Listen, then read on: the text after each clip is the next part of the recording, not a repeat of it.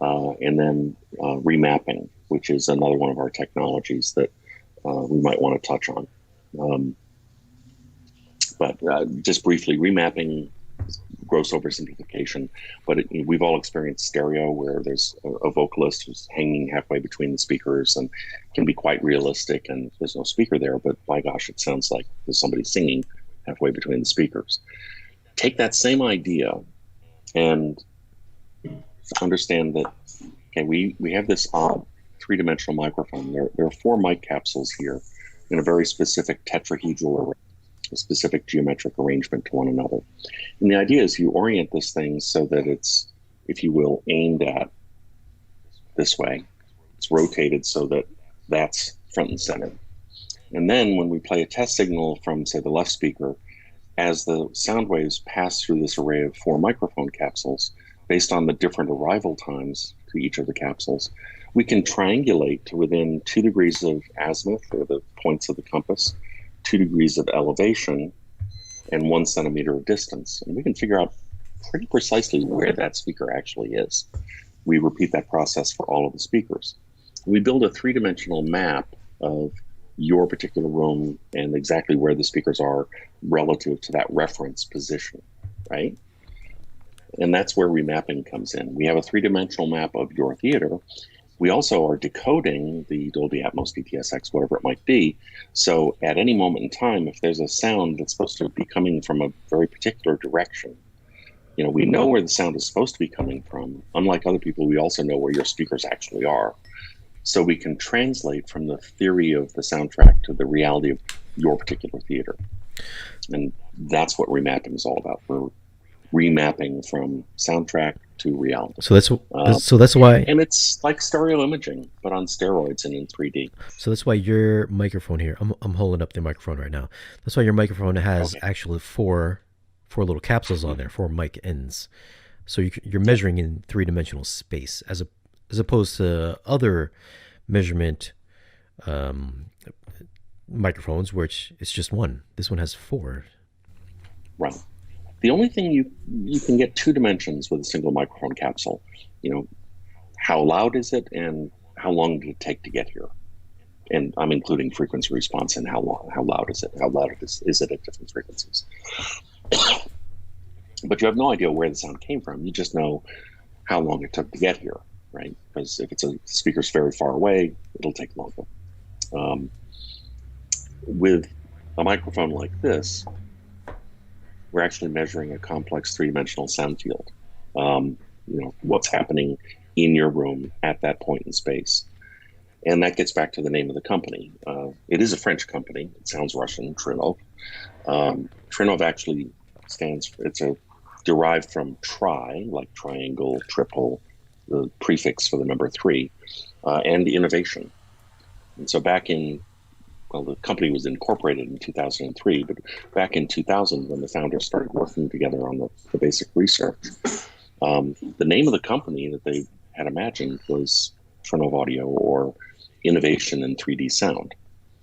Because what they set out to do, and originally they were doing basic research like you would normally see it in a university, they wanted to explore how to capture, store, and as needed process, and then subsequently recreate complex three-dimensional sound fields in a really convincing way.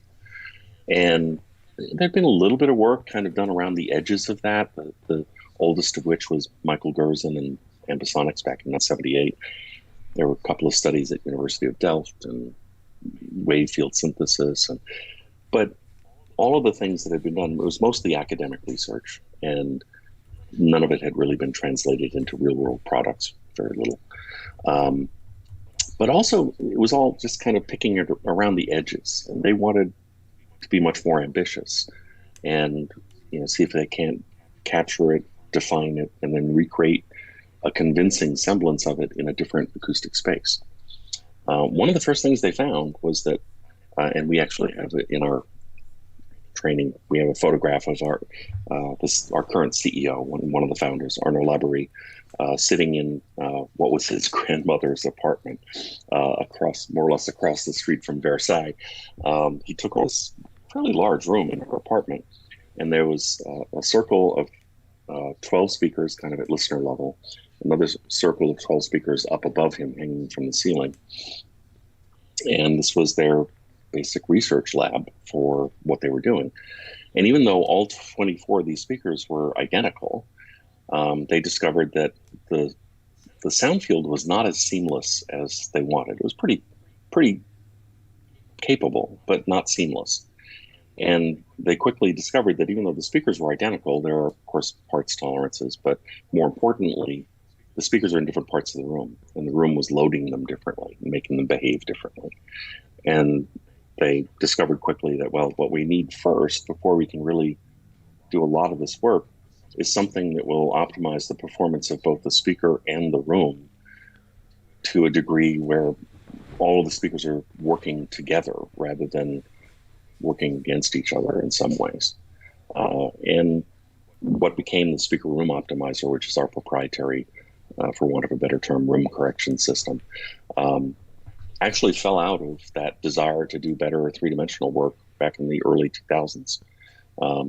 It became the reason why we're a commercial company today instead of just a pure research company.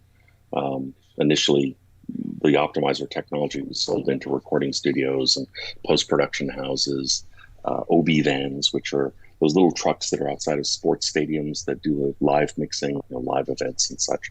They're tiny little trucks. There's just no way to get good acoustics into such a tiny little space, but they need to be able to hear what is going on so they can do a good broadcast. So that was our original market. It was all pro. Then we evolved into commercial cinema and then into sort of the higher end residential stuff. I should probably finish one detail on the microphone. All four of those little caps are calibrated within 1/10 of a dB from 20 hertz to 24 kilohertz. So they're extremely accurate with the calibration file. You also notice, if you can see them, I don't know how visible that is where you are, they're pretty tiny. They're a little less than 1/4 of an inch across. And that's actually important because if you have some of the 1/2 inch capsules like the U mic and some of the other popular mics, they actually come with two different calibration files. One for 0 degrees or coming straight into the microphone, and one for what's called a grazing incidence, or 90 degrees going across the face of the microphone capsule.